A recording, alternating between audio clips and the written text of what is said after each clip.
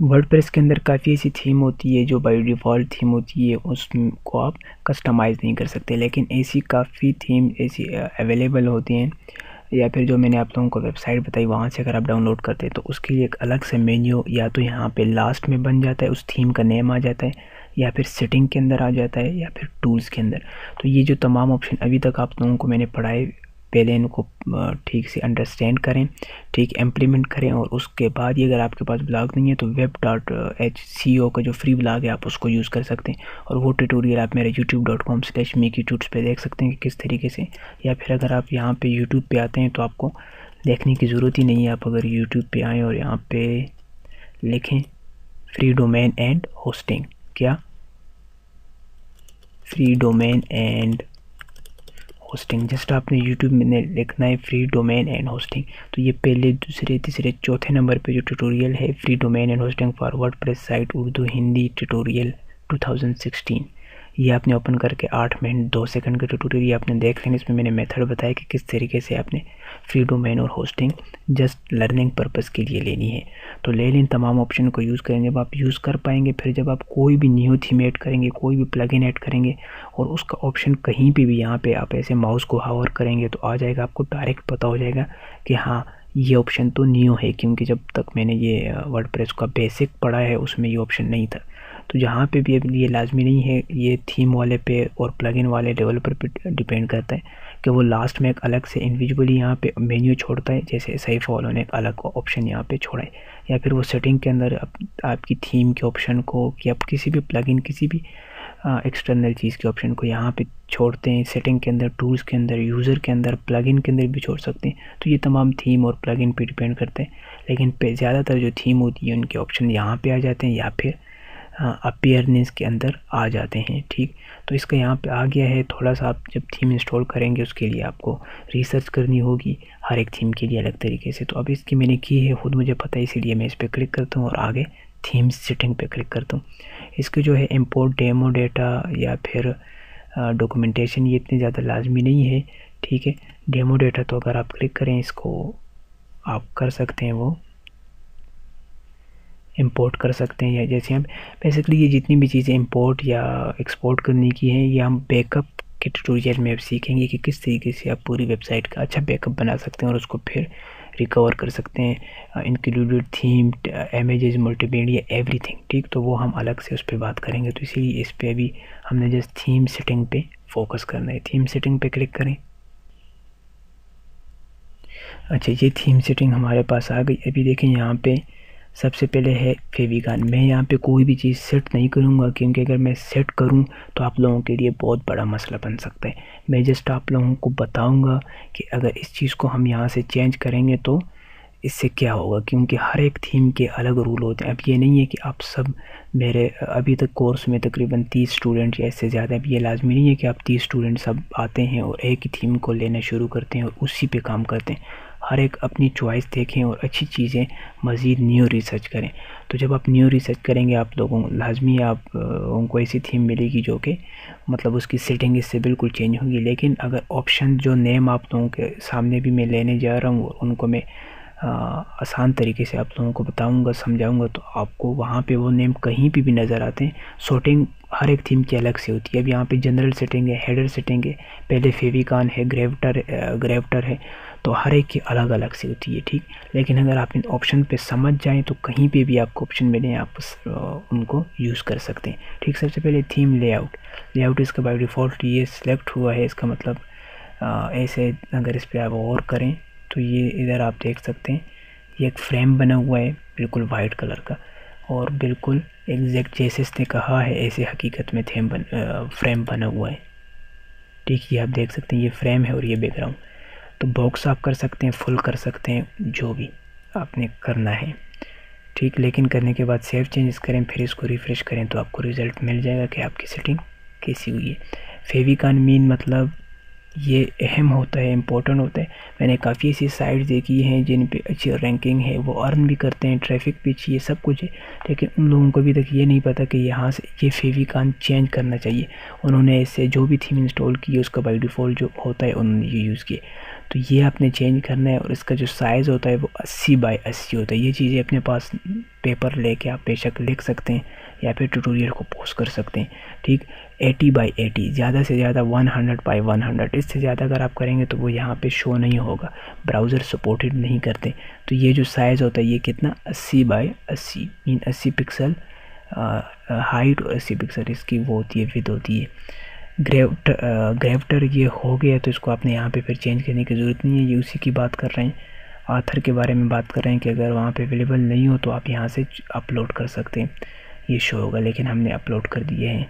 फिर ये Apple icons वगैरह हैं, ये इतने इम्पोर्टेंट नहीं है, मैं इनको छोड़ देता हूँ, ठीक। टाइम फॉर्मेट को भी ऐसे ही छोड़ दें। लाइट बॉक्स है, इससे थोड़ा सा इफेक्ट आ जाता है थीम के अंदर, ठीक। बेसिकली मैं आप लोगों को वही चीज़ें बताऊंगा जो कि हर एक थीम के अंदर ऑलमोस्ट ये ऑप्शन अवेलेबल हैं, ठीक।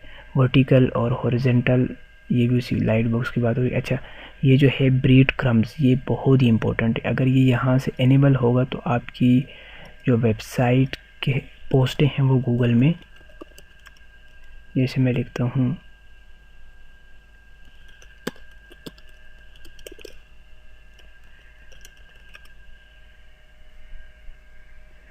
आपकी जो वेबसाइट की पोस्टें हैं, देखें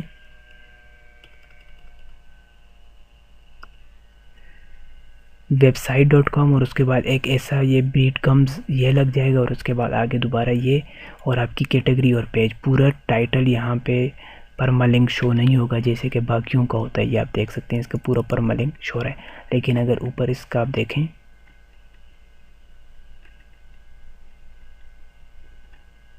तो ये आप देख सकते हैं ये परमालिंक पूरा शो नहीं होता। जितनी में लंबा परमालिंक उसकी जैसे कैटेगरी और पेजेस और टाइटल थोड़ा सा शो होता है। तो ये तमाम कुछ होता है इसी की वजह से।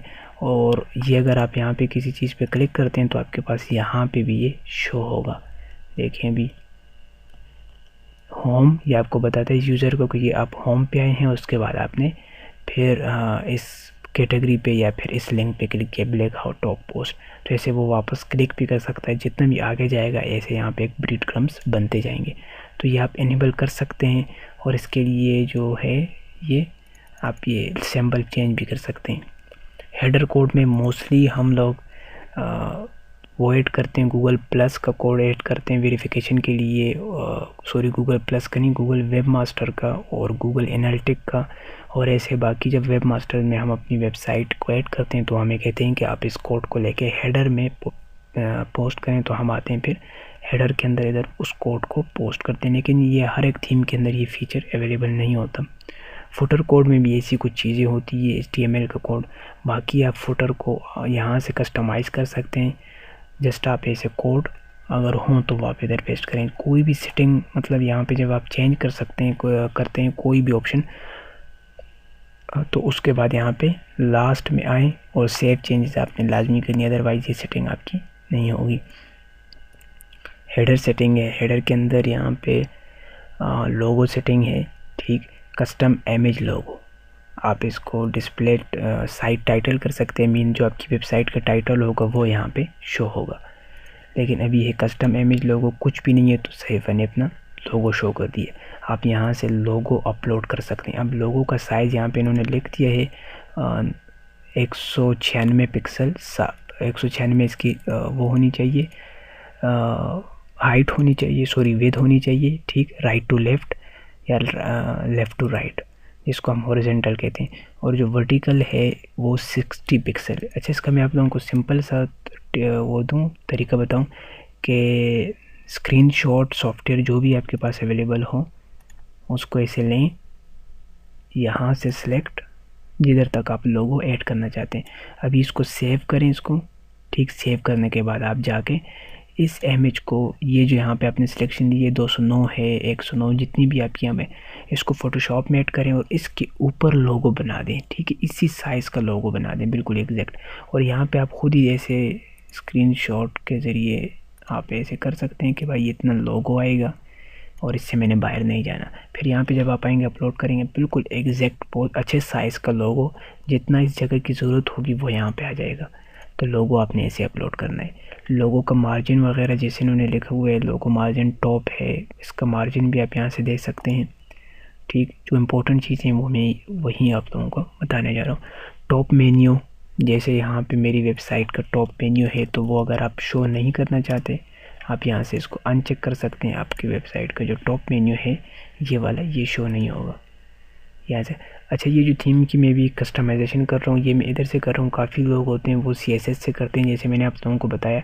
वो आप तब करें जब आपके पास थीम के ऑप्शन ना हो, लेकिन मोस्टली मैंने आपको बता दिया, जब आप पेड थीम या फिर ऐसी वेबसाइट जो मैंने आपको बताई, इनसे आप लेते हैं थीम, आप डाउनलोड करते हैं, तो उसमें तमाम में ऑप्शन होते हैं। फिर आपको वही ट्रेडिशनल काम करने की और अपना टाइम ज़ाया करने की ज़रूरत नहीं है। लेकिन अगर ना हो तो फिर आपने CSS या तो सीखनी पड़ेगी या फिर किसी और को आपको हायर करना पड़ेगा। और उसके बाद जैसे मैंने आपको बताया इंस्पेक्ट एलिमेंट वाला मेथड, उसकी मदद से आपने पिछले ट्यूटोरियल में जब मैं आपको बता रहा था, यहाँ पे एडिटर में हम काम कर रहे थे अपीयरेंस के अंदर, तो मैंने आपको वो तमाम तरीका बताया था। वैसे आपने फिर उसकी कस्टमाइजेशन करनी है। लेकिन जब आपके पास ऑप्शन हो तो फिर आपने इधर से ही कर लेना है। सर्च है, सर्च के लिए ये जो बॉक्स है इसकी बात कर रहे हैं कि ये आप शो करना चाहते हैं या नहीं। अगर करना चाहते हैं ठीक है। लाइव सर्च है, सोशल आइकन्स, मेन नेविगेशन, ये मैंने आपको बता दिया, मेन नेविगेशन ऐसे कहते हैं। और टॉप नेविगेशन यहाँ पे ऊपर जो ये वाली नेविगेशन है। और स्टिक टू नेविगेशन, ये इसकी बात कर रहे हैं कि ये वाली जो स्टिक है रैंडम आर्टिकल वाली, सॉरी ये वाली नहीं, बल्कि ऐसे जब नीचे हम करते हैं तो ये ऊपर यहाँ पे नेविगेशन शो होना चाहिए या नहीं। और ऐसे ही है इनेबल मोबाइल मेन्यू, इसको आप रहने दें। ब्रेकिंग न्यूज़, ये जहाँ पे जो न्यूज़ अभी नज़र आ रही है ब्रेकिंग न्यूज़, यहाँ पे कोई हम आर्टिकल देंगे तो यहाँ पे वो ऐसे न्यूज़ ऐसे वो स्लाइड होता जाएगा। ठीक, इसकी सेटिंग आप यहाँ पे एनिमेशन स्पीड है ये कम कर सकते हैं। ये ब्रेकिंग न्यूज़ के बारे में पूरी यहाँ पे ये ऑप्शंस हैं। उसके बाद मैं आता हूँ archive settings. Archive settings mean